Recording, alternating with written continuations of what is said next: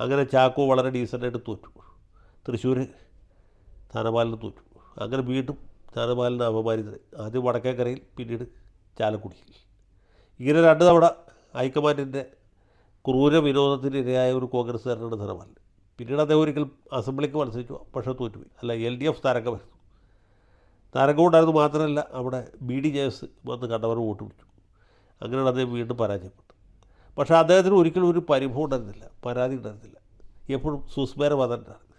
നമ്മൾ ആരെങ്കിലും ഇതിനെക്കുറിച്ച് എന്തെങ്കിലും സൂചിപ്പിച്ചാൽ പുള്ളി അതിനെക്കുറിച്ച് തുടർന്ന് സംസാരിക്കാൻ താല്പര്യം പ്രകടിപ്പിക്കുമായിരുന്നില്ല. അങ്ങനെ വളരെ ശാന്തശീലനായ, സമാധാനപ്രിയനായ, ആരുടെ അടുത്ത് ഒരു വക്കാണത്തിന് പോകാത്ത ഒരു മാതൃകാ പൊതുപ്രവർത്തകനായിരുന്നു KP ധനപാലൻ. അദ്ദേഹത്തിൻ്റെ മരണം ഏറെക്കുറെ ആകസ്മികമായിരുന്നു. അദ്ദേഹത്തിന് എന്തെങ്കിലും അസുഖമുള്ളതായിട്ട് തോന്നിയിരുന്നില്ല. ഏതായാലും അദ്ദേഹത്തിൻ്റെ വിയോഗം തീർച്ചയായിട്ടും വേദനാജനകമാണ്. അദ്ദേഹത്തിൻ്റെ ആത്മശാന്തിക്ക് വേണ്ടി പ്രാർത്ഥിക്കുന്നു.